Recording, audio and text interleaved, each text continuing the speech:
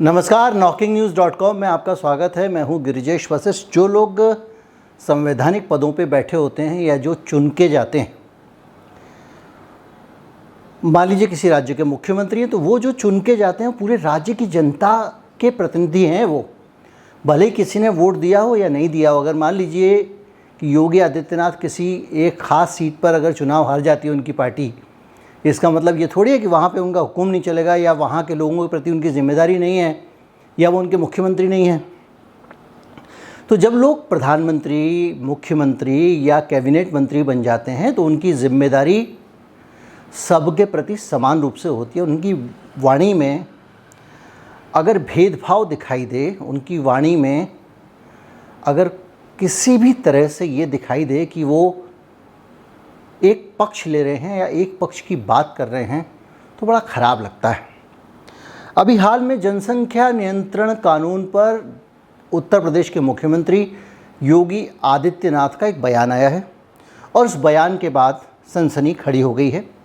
और आज के वीडियो में हम उस बयान में जो तथ्य बयान किए गए हैं, जिनके आधार पर योगी आदित्यनाथ जी ने, मैं कहूँगा कि एक प्रकार की शरारत की है, डाटा से छेड़छाड़ की और सूचनाओं को गोलमोल घुमाने की, जिस शरारत का मुख्तार अब्बास नकवी ने खंडन भी किया है। पहली बार हुआ है ऐसा कि अब उनको कैबिनेट मंत्री से हटा दिया गया है, तो उनको थोड़ा थोड़ा अब उनके अंदर की न्यूट्रलिटी अब काम कर रही है। वरना मुख्तार अब्बास नकवी अपने हितों के आगे और कुछ नहीं सोचते थे और वो भारतीय जनता पार्टी को खुश करने में लगे होते थे। लेकिन योगी आदित्यनाथ के इस बयान पर उन्होंने भी सवाल उठाया है। आज मैं उन तथ्यों की जांच करूंगा जिसको योगी आदित्यनाथ ने बयान किया है, जिसका उन्होंने जिक्र किया है और जिसके आधार पर सनसनी फैल गई है। कहीं मत जाइए, चैनल को सब्सक्राइब कर लीजिए। अगर आप हमारे चैनल को सपोर्ट करना चाहते हैं तो हमारा UPI ID डिस्क्रिप्शन में है, उसके ज़रिए भी आप भुगतान कर सकते हैं। एक QR कोड भी आपको कई जगह दिखाई देगा, उसको भी स्कैन कर सकते हैं। मैं अभी हाजिर हुआ।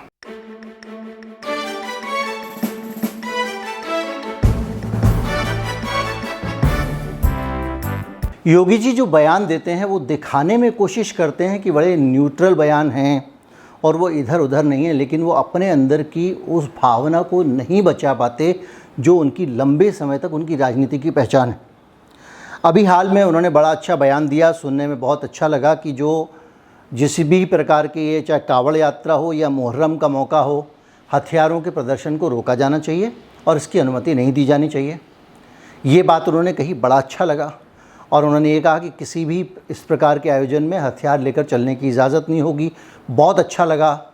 लेकिन कहते कहते उन्होंने एक बात और कह दी, और वो ये कह दी कि कावड़ यात्रा, तलवार नहीं ले जा सकते, ये नहीं ले जा सकते, लेकिन कावड़ यात्रा में अगर कोई जाएगा त्रिशूल लेकर जाता है तो त्रिशूल यात्रा में कावड़ यात्रा में क्या काम। यहाँ तक भी बहुत अच्छी बात कही। फिर बोले उसके लिए आप परमिशन लेनी होगी। यानी वो अपने जो हिंदू वोट बेस है उसको नाराज़ करना नहीं चाहते हैं, लेकिन इसका जो परिणाम होता है वो बड़ा ख़राब होता है। जैसे आबादी को लेकर उन्होंने एक बार फिर से एक भ्रम फेंक दिया है। उन्होंने कहा है कि जिन देशों की जनसंख्या ज़्यादा होती है वहाँ जनसंख्या असंतुलन चिंता का विषय रहता है। और उन्होंने ये कहा कि भारत में जब भी जनसंख्या नियंत्रण को लेकर कोई कानून बनेगा, जैसा कि वो बनाने की बात कर रहे हैं, तो उसमें आबादी के अनुपात को डिस्टर्ब ना किया जाए, इसका ख्याल रखा जाएगा। ये असंतुलन गड़बड़ाने से अस्थिरता फैलती है। ये कह के वो ये कहना चाह रहे हैं कि डेमोग्राफी गड़बड़ा रही है। डेमोग्राफी जनसंख्या कानून के कारण गड़बड़ा सकती है और उनके दिमाग में कहीं ना कहीं ये गलतफहमी है कि एक धर्म के लोगों की आबादी ऐसा करने से बढ़ जाएगी और जनसंख्या का अनुपात गड़बड़ा जाएगा। ये वो कह रहे हैं। और जब वो ये आरोप लगाते हैं किसी कम्युनिटी पे घुमा फिरा के, दाएँ बाएँ करके, तो हालत ये है कि उनके अपनी पार्टी के बड़े नेता जो केंद्रीय मंत्री रहे हैं अभी हाल तक, वो चुप नहीं रह पाते। वो हाथ जोड़ के कहते हैं, उनका ट्वीट है उसमें उन्होंने हाथ जोड़ने का जो आइकॉन है वो लगाया है और लिखा है कि भगवान के लिए इसको धर्म से मत जोड़िए, ये मसला धर्म का नहीं है। मुख्यमंत्री योगी के लिए मुख्तार अब्बास नकवी का एक बयान बहुत अहम है, लेकिन हम ये बयानबाजियाँ हैं। हम जाएंगे तथ्यों पे। हम आज ये जांच करेंगे कि ये तथ्य सही हैं या गलत हैं, और आज हम ये भी बताएंगे कि ये सब बातें क्यों कर रहे हैं योगी जी, और ये बातें करने के पीछे उनके पास में कौन सी जानकारी है। दरअसल क्या है कि बहुत सारा भ्रम फैलाने का आबादी के मामले पर हिंदुस्तान में लगातार काम होता रहा है और कोशिश ये होती है कि भारत में आबादी को लेकर सही तस्वीर लोगों को पता ना चले, क्योंकि अगर सही तस्वीर पता चलती है तो जो धार्मिक राजनीति है उस पर उसका असर होता है, क्योंकि बहुत बड़ी संख्या में जो समर्थक हैं योगी जी की पार्टी के, उसमें बड़ी संख्या में लोग ऐसे हैं जो ये मानते हैं कि मुसलमान अपनी आबादी को तेज़ी से बढ़ा रहे हैं, तो वो इस भ्रम को उतरने देना नहीं चाहते हैं। और ये सिलसिला शुरू होता है 2011 की रिपोर्ट के बाद। 2011 का जब सेंसस की रिपोर्ट है, जैसे आजकल 22 चल रहा है, हमको बहुत डिटेल्स सेंसस के बारे में नहीं पता है, जनगणना के आंकड़ों के बारे में बहुत जानकारी नहीं है। 2011 में एक रिपोर्ट पेश की, प्यू रिसर्च नाम की एक संस्था है, और वो इस तरह की रिपोर्ट्स भेजती रहती है जो बहुत ज़्यादा आती रहती हैं काम इनके। और वो कह रही है कि फ्रांस, जर्मनी, ब्रिटेन आदि में मुसलमान की आबादी वहाँ के मूल निवासियों से ज़्यादा हो गई है, आगे निकल गई है। और यही बात हमारे योगी जी दोहरा रहे हैं कि मूल निवासियों से ज़्यादा नहीं हो जाए कहीं आबादी। मसलन कि वो ये कह रहे हैं कि आबादी मुसलमानों की हिंदुओं से ज़्यादा ना हो जाए, ऐसा परिवार नियोजन ना किया जाए। और ये कह के साथ ही वो ये बता रहे हैं कि आबादी वृद्धि की दर के मामले में जो मैं आपको बार बार बता रहा हूँ। अब मैं आपको आगे ये बताता हूँ कि क्या स्थिति है। प्यू रिसर्च जो भी रिपोर्ट दे रही है, लेकिन वो आगे की तस्वीर नहीं देख रही है, वो ये नहीं देख रही है, और अपनी ही रिपोर्ट में नीचे कह रही है, वो ये बता रही है कि दुनिया में मुस्लिमों की प्रजनन दर में तेज़ी से गिरावट आ गई। अंतर्राष्ट्रीय बात कर रहा हूँ, भारत पर लौट के आता हूँ। तेज़ी से गिरावट आ रही है, ये वही प्यू रिपोर्ट है, प्यू रिसर्च की रिपोर्ट है, जो कह रही है 90 से 95 के बीच में जो पॉपुलेशन ग्रोथ दर थी वो 4.3 थी। 4.3 कैसे? 2.1 अगर दर होती है तो ये माना जाता है कि एक महिला 2.1 दो बच्चों को जन्म दे रही है, यानी महिला जन्म दे रही है तो उसके साथ में एक पुरुष को भी शामिल कर लिया जाए, तो जो आबादी बढ़ने वाली है वो भारत की आबादी अब नहीं बढ़ेगी। भारत की आबादी अब स्थिर रहेगी। किसी भी देश की अगर 2.1 है तो वहाँ की आबादी स्थिर रहेगी, और उससे ज़्यादा है तो आबादी बढ़ेगी। तो ये जो 4.3 थी, यानी एक जोड़ा 4 बच्चे पैदा कर रहा था करीब करीब, वो घट के उन्हीं की रिपोर्ट कह रही है कि 90-95 से 2010 और 15 के बीच में 2.9 आ गई है। यानी जो एक जोड़ा 4 बच्चे दे रहा था, वो एक जोड़ा, ये औसत आंकड़ा है मुसलमानों का दुनिया का, अब 3 बच्चे भी नहीं दे रहा है, ये रिपोर्ट कहती है। अब इस रिपोर्ट पे अगर आप आगे जाएं तो वो ये कह रही है कि 2035 में ये घट के 2.3 हो जाएगा, और 2040 से 45 के बीच में 2.1 हो जाएगा। 2.1 का मतलब क्या बताया मैंने, कि आबादी स्थिर हो जाएगी। मतलब दुनिया में 2040 में 40 से 45 के बीच में मुसलमानों की आबादी बढ़नी बंद हो जाएगी। ये वही रिपोर्ट कर रही है, लेकिन उस रिपोर्ट में से एक सिलेक्टिवली कुछ फ्रांस, ब्रिटेन वगैरह का उदाहरण उठा लेते हैं और उस उदाहरण को योगी जी कोट करते हैं। अब इसकी मैं वजह आपको बताता हूँ। उसकी वजह ये कि जो विकसित जगह होती हैं, जो रहने के लिए बेहतर जगह होती हैं, आबादी वहाँ माइग्रेट करती है। जैसे कि हमने देखा बड़ी संख्या में बहुत सारे लोग गांव से, पिछड़े राज्यों से, जहां गरीबी ज़्यादा थी, उन राज्यों से महानगरों में आए, और बहुत सारे महानगरों में, बहुत सारे शहरों में उत्तर प्रदेश के लोगों को लोग महाराष्ट्र में कहने लगे कि ये भैया आ गए हैं और ये अपनी आबादी डबल कर लेंगे। इसलिए क्योंकि मुंबई में बेहतर जीवन मिलता था। उसी तरह से बिहारी दिल्ली में आते हैं, उनके बारे में वहाँ पे भी यही बात होती है, क्योंकि उनको वहाँ से बेहतर जीवन स्तर, रोज़गार मिल रहा है, दिल्ली आ रहे हैं। अफ्रीका और दूसरी जगहों के जो मुसलमान हैं, उनको अगर फ्रांस, ब्रिटेन और दूसरी जगहों पर बेहतर रोज़गार मिल रहा है तो वो वहाँ माइग्रेट कर रहे हैं। तो ये एक उसके पीछे कारण था, जिसको योगी जी जिक्र नहीं करना चाहते हैं, पढ़ना नहीं चाहते हैं, नज़रअंदाज करना चाहते हैं। अब मैं वापस आता हूँ भारत पे। 2016 में ये जो प्यू रिसर्च की रिपोर्ट आई थी, इसका आधार बनाया गया था कि जो 2011 की जनगणना है उसके आंकड़े लीक हो गए, और उन आंकड़ों को लीक होने के आधार पर वो सब बातें हुई थी। लेकिन एक्चुअल आंकड़ा 2016 में संसद में पेश किया गया। तब स्वास्थ्य मंत्री होते थे जो आजकल बीजेपी के अध्यक्ष हैं, JP नड्डा साहब, और उन्होंने जो जानकारियाँ वहाँ सामने रखी, उसके हिसाब से भारत में अब जो योगी जी अभी कह रहे हैं कि जो मातृ और शिशु मृत्यु दर कम है मुसलमानों में, उसका उत्तर ये है, वो ये कह रहे हैं कि भारत में हिंदू माता पिता की तुलना में मुस्लिम माता पिता से अधिक गरीब और कम शिक्षित होने के बावजूद, वो ज़्यादा गरीब और कम शिक्षित होते हैं, उसके बावजूद मुसलमानों के माता पिता में जो 5वां बर्थडे होता है बच्चे का, वो मनाने वाले बच्चों की संख्या ज़्यादा है। यानी कि 5 साल तक बच्चे जो ज़िंदा रहते हैं, उनके ज़िंदा रहने वालों की संख्या हिंदुओं में कम है, मुसलमानों में ज़्यादा। यानी मुसलमानों के अंदर शिशु मृत्यु दर कम है और वो 5 साल की उम्र तक उनके बच्चों को जो जीवित रख पाते हैं, जबकि हिंदुओं में ऐसा करने वालों की संख्या कम है। और ये तथ्य बताता है कि 5 साल के बच्चों की मृत्यु दर हिंदुओं की तुलना में लगभग 18% कम है। मोटा मोटा हिसाब लगाएं तो अगर हिंदुओं के 5 बच्चे 5वां बर्थडे मनाने से पहले अगर मर जाते हैं तो मुसलमानों के 4 ही मरते हैं। यानी जो शिशु मृत्यु दर का आंकड़ा योगी जी बता रहे हैं, यह आंकड़ा उनको गलत दिया गया है, या ये आंकड़ा उन्होंने गलत लिया है, या इस भाषण को देने से पहले, इस बयान को देने से पहले इस आंकड़े में छेड़छाड़ की गई है। अब अगर आप आगे और जाएं तो जो जेपी नड्डा का ही बयान है उस पे जाएं तो वो ये कह रहे हैं कि 24 राज्य जो हैं देश के, भारत के 24 राज्य, जिसमें प्रजनन दर घटकर 2.1 के आसपास हो गई है, जिसको रिप्लेसमेंट लेवल कहते हैं। मैंने आपको बताया कि 2.1 यानी रिप्लेसमेंट लेवल, और रिप्लेसमेंट लेवल का मतलब है कि भारत में 24 राज्यों में आबादी स्थिर हो गई है, ना घट रही है ना बढ़ रही है। यानी उनकी आबादी अब बढ़ेगी नहीं। 24 राज्यों की जो आंकड़ा जेपी नड्डा ने दिया है, क्योंकि 2.1 उनके यहाँ पे, यानी एक जोड़ा 2 बच्चे दे रहा है। अब आप इससे थोड़ा आगे जाएं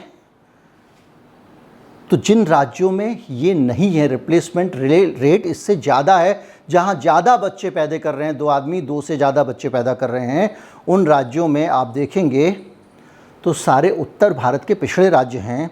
बिहार में ये प्रजनन दर 3.4 है, उत्तर प्रदेश में 3.1 है। अब आप समझेंगे कि योगी जी को अगर काम करना है आबादी पे, तो पढ़ाई लिखाई पे, जीवन स्तर सुधारने पे काम करना पड़ेगा, खाने पीने का इंतज़ाम करना पड़ेगा, रोज़गार देना पड़ेगा।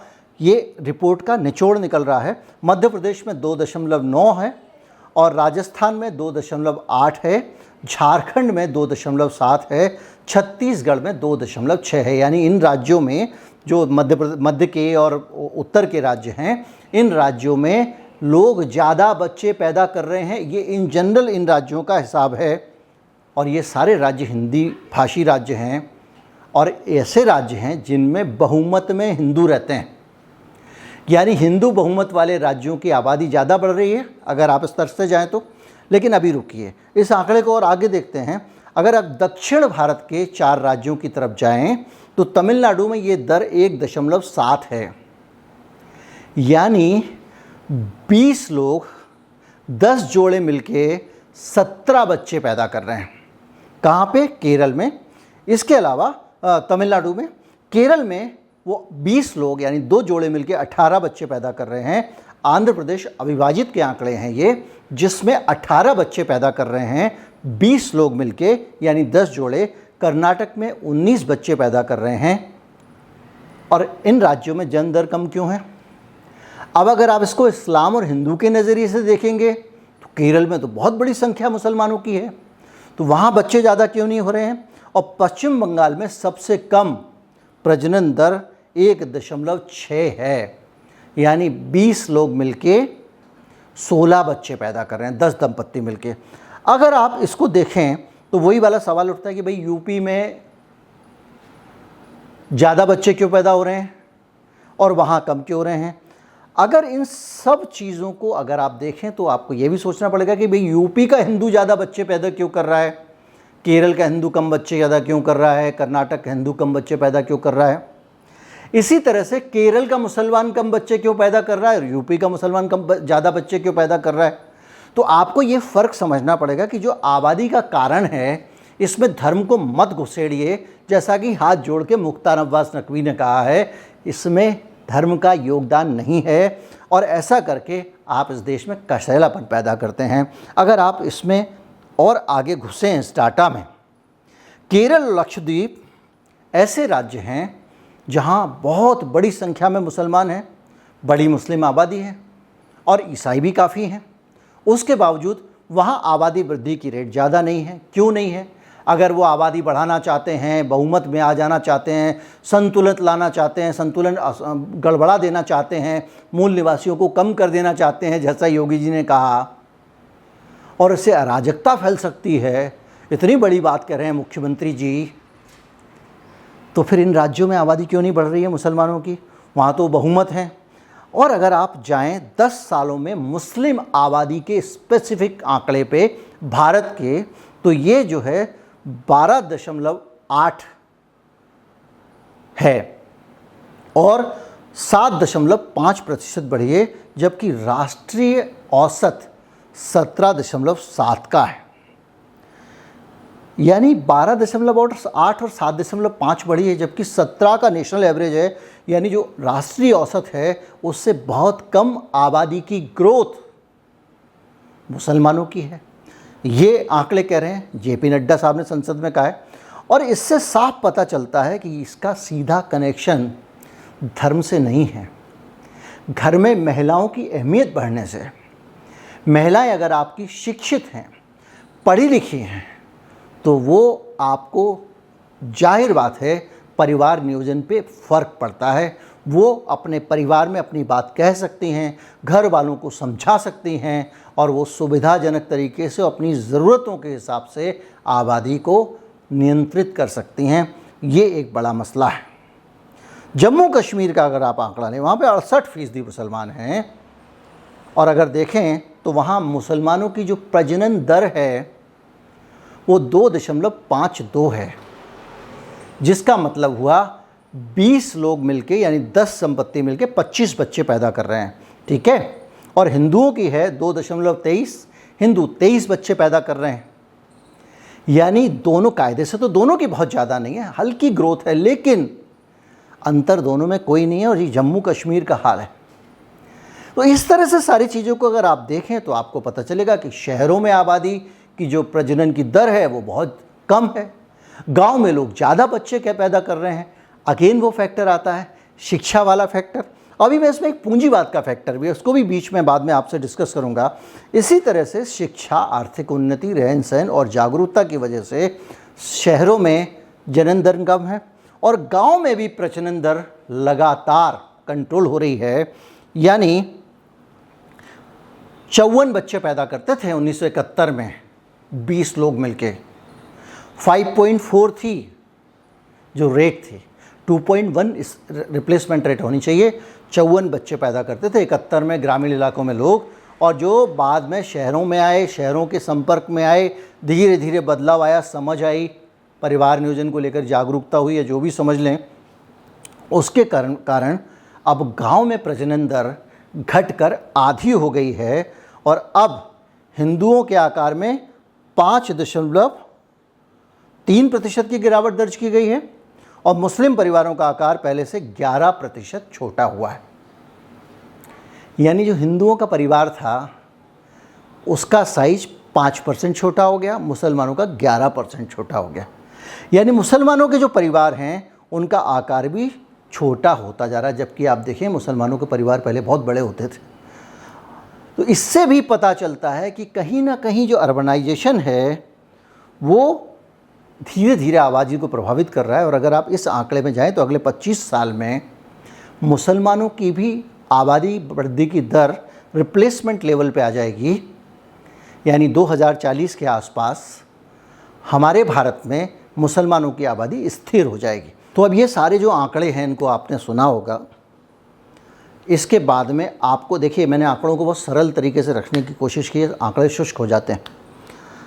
तो निचोड़ ये निकलता है कि भैया हिंदू मुसलमान करना बंद करो। अगर आप आबादी सचमुच में कंट्रोल करना चाहते हो, थोड़ा विकास करो, काम पे ध्यान दो, गरीबों का स्तर उठाइए। सब कुछ बड़े बड़े औद्योगिक घरानों को देने के बजाय देश का धन देश के मालिकों तक थोड़ा पहुंचाइए। जब उनका जीवन स्तर उतरेगा, उनकी शिक्षा बढ़ेगी, दूसरी चीज़ें बढ़ेगी, रोजगार बढ़ेगा, तो आबादी नियंत्रण में आएगी। मैंने एक वीडियो बनाया था, आपको याद होगा, जिसमें मैंने आपको बताया था कि किस तरह से कोरिया में ये जो रिप्लेसमेंट रेट है आधी हो गई है, मतलब एक दंपत्ति मिलकर एक ही बच्चा पैदा कर रहे हैं। और किस तरह से चीन पहले किसी ज़माने में 85 के आसपास एक बच्चे की पॉलिसी लेके आया था, उसको 2 लानी पड़ी, फिर 3 लानी पड़ी, क्योंकि आबादी कम होती जा रही है और आबादी की कमी के संकट से लोग गुजर रहे हैं। वहाँ पे बाकायदा डेटिंग इवेंट सरकार आयोजित कर रही है साउथ कोरिया में, ताकि लोग एक दूसरे के साथ मिलें और बच्चे पैदा करें। स्कूलों वहाँ पे जो सरकारी दफ्तर हैं उनकी बत्ती बंद करवा दी जाती है, ताकि लोग घर टाइम से जाएं और बच्चे पैदा करें। ये सब दुनिया में हो रहा है। भारत में भी जैसा मैंने बताया 24 राज्यों में जनसंख्या बढ़नी बंद हो चुकी है। तो आज की तारीख में एक चुनौती जनसंख्या का कम होते जाना भी साथ के साथ खड़ा होता जा रहा है। ठीक है, जनसंख्या गिरने की दर हमारी उतनी कम है उसके मुकाबले कि हम अब एक नंबर 1 राज्य बनने वाले हैं। सबसे ज़्यादा आबादी हो जाएगी आपकी। चीन नीचे हो जाएगा तीसरे नंबर पे, और शायद आपका नाइजीरिया या तंजानिया नंबर 2 पे हो जाएगा। वो एक अलग मसला है। लेकिन इससे ये पता चलता है कि जहाँ जहाँ जैसे जैसे ये कैपिटलिज़म का विकास हो रहा है, जैसे जैसे कैपिटलिज़म बढ़ेगा वो लोगों की ज़रूरतें बढ़ाता जाएगा और उनका एक आदमी की मेहनत से काम नहीं चलेगा। पहले एक आदमी कमाता था, 10 लोग भी खा लेते थे। अब हस्बैंड वाइफ दोनों को काम करना पड़ता है और करियर बनाने के नाम पे लड़कियां बहुत ज़्यादा उम्र होने के बाद शादी कर रही हैं। इसके कारण भी रिप्लेसमेंट दर कम हो रही है। इसके कारण भी उनकी फर्टिलिटी की जो कैपेबिलिटीज़ कम होने के बाद वो शादियां करती हैं। उसके बाद बहुत सारी लड़कियों के बच्चे पैदा हो ही नहीं पाते हैं। ये भी एक समस्या है जो लगातार वैसे ही आबादी कम करने वाली है। लेकिन योगी जी को ये जो चीज़ों को छोड़ के विकास पे ध्यान देना चाहिए। अच्छे से काम करें, अपने राज्य को तरक्की दें, पढ़ाई लिखाई पे ध्यान दें, बालिका शिक्षा पे ध्यान दें। केरल की तरह जब दिन 100% साक्षरता आ जाएगी, यूपी में भी हिंदू मुसलमान सभी अपनी आबादी बढ़ाना बंद कर देंगे। और जब तक ये हिंदू मुसलमान की बातें होती रहेंगी, बहुत सारे साधु संत मुल्ले मौलवी ये कहते रहेंगे आबादी बढ़ाओ, वरना बुआ का रिश्ता ख़त्म हो जाएगा, चाचा का रिश्ता ख़त्म हो जाएगा, ताई का रिश्ता ख़त्म हो जाएगा। ये सब बातें जो समझाते हैं ये लोग जो हैं, जब तक बोलते रहेंगे तब तक भी आबादी बढ़ने से रुकने वाले नहीं हैं। उम्मीद करता हूँ वीडियो आपको अच्छा लगा होगा। अच्छा लगा हो तो ज़्यादा से ज़्यादा लोगों तक पहुँचाएँ। चैनल को सब्सक्राइब कर लें। आबादी की समस्या पिछड़ेपन की समस्या है, आबादी की समस्या बेरोज़गारी की समस्या है, आबादी की समस्या आदमी के फालतू होने की समस्या है, आबादी की समस्या किसी धर्म से जुड़ी हुई नहीं है। कोई भी धर्म नियोजित तरीके से आबादी नहीं बढ़ाता है। ये झूठ बार बार साबित हो चुका है। उम्मीद करता हूँ वीडियो आपको अच्छा लगा होगा। उम्मीद करता हूँ योगी जी को भी ये वीडियो अच्छा लगेगा और वो अपनी नीतियों में बदलाव लाकर उत्तर प्रदेश का विकास करेंगे। नमस्कार, जय हिंद।